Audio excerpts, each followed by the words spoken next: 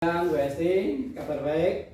Baik Pak Amir, seperti yang kita ketahui bahwa tingkat partisipasi pemilih di Kabupaten Wonosobo untuk Pilkada 2020 ini memang menurun dibanding dengan Pilkada tahun 2015. Memang faktor calon tunggal ini memang sangat mempengaruhi, tapi mungkin ada upaya dari KPU untuk bisa mengoptimalkan partisipasi pemilih agar di pemilu-pemilu berikutnya itu lebih baik. Gitu. Jadi betul partisipasi yang kemarin agak turun ya, walaupun nggak begitu drastis. Faktornya ya tadi seperti disampaikan, salah satunya karena pasangan tunggal ya, dengan mesin politik yang hanya sedikit itu kan daya desak ke masyarakat menjadi berkurang sehingga partisipasi kurang. Faktor yang lain ya ada faktor pandemi, ada faktor-faktor yang lain gitu. Tetapi ini menjadi pembelajaran betul bagi kita, dan kita sudah melakukan pemetaan gitu ya terkait dengan desa-desa atau lokus-lokus yang partisipasinya turun drastis gitu, terutama di kecamatan Wadas Lintang, Kaliwiro, Kepil, Sapuran, dan beberapa wilayah yang sana termasuk kecamatan Watu Malang yang ke gunung sana itu. Nah, ini menjadi pembelajaran betul bagi kita sehingga kita harus punya daya inovasi tersendiri untuk menghadapi di pemilu 2024 mendatang. Salah satunya adalah dengan pembentukan kader cakap pemilu. Terus apa sih Pak Amir kader cakap pemilu itu? Ya, kader cakap pemilu itu sebenarnya ini merupakan pengembangan ya dari metode-metode strategi partisipasi yang sudah kita lakukan, terutama relawan demokrasi. Jadi kita punya relawan demokrasi kemarin 55 orang terjun ke basis-basis. Tetapi gerakan mereka karena representasinya itu berkecamatan gitu ya, akhirnya tidak maksimal. Karena itu kita ingin membuat kader yang lebih militan lagi, yang basisnya khusus untuk desa-desa yang partisipasinya rendah. Jadi nanti desa-desa yang partisipasinya rendah itu akan kita push betul untuk membuat kader-kader yang nanti bertugas untuk meningkatkan partisipasi di situ.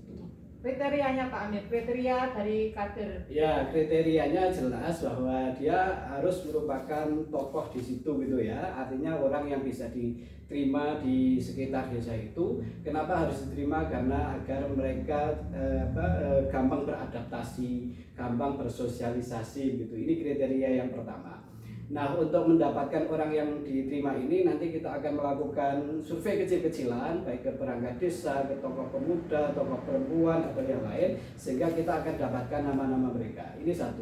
Kemudian yang kedua, nanti kader ini akan kita pilih gitu ya, yang memang SDM-nya itu bagus. Jadi nanti kita akan dari survei kecil-kecilan itu kita akan tahu nih track record dia pendidikannya kayak apa, pengalaman di desa, organisasi di desa namanya Karang Taruna, Pemuda Desa, atau mungkin di Dawes atau yang lain. Nggak asal-asalan gitu ya. Asal-asalan karena kita ingin nge-push betul partisipasi di daerah yang rendah itu.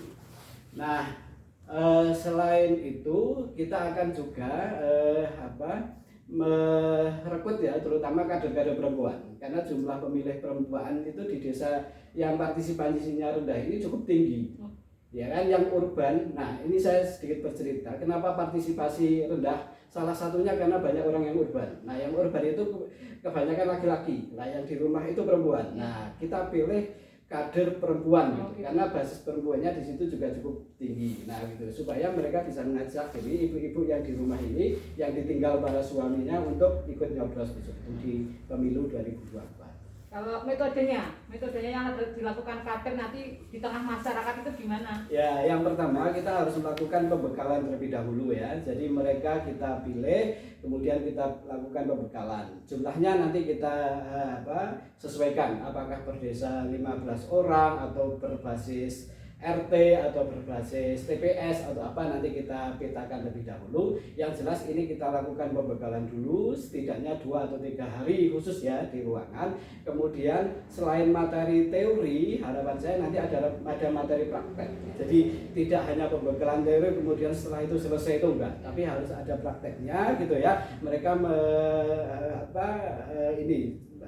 berlatih melakukan sosialisasi, ngomong di depan forum semisal, kemudian cara mendekati orang gitu ya, teknik lobby dan seterusnya begitu, teknik negosiasi dan seterusnya.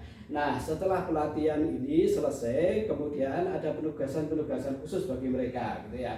Semisal satu orang harus mendekati berapa orang, gitu ya. Jadi model sistem sel itu saya yakin penting. Karena di desa-desa yang tertinggal itu kalau modelnya pertemuan itu kan agak sulit ya, karena Membosankan. betul, selain membosankan itu wilayahnya itu kan agak berjauhan, kadang rumah-rumahnya itu kadang berjauhan, kemudian kondisi Wonosobo banyak hujan, kalau pertemuan itu kadang sulit dan seterusnya. Maka yang paling bagus itu ya model sel, satu orang semisal harus membidangi satu TPS tertentu begitu, harus ada sekian banyak orang yang jadi target untuk sosialisasi, ya kayak mirip relawan demokrasi yang bertugas di rumah tangga itu, segmen rumah tangga kan ada itu yang model kayak gitu itu.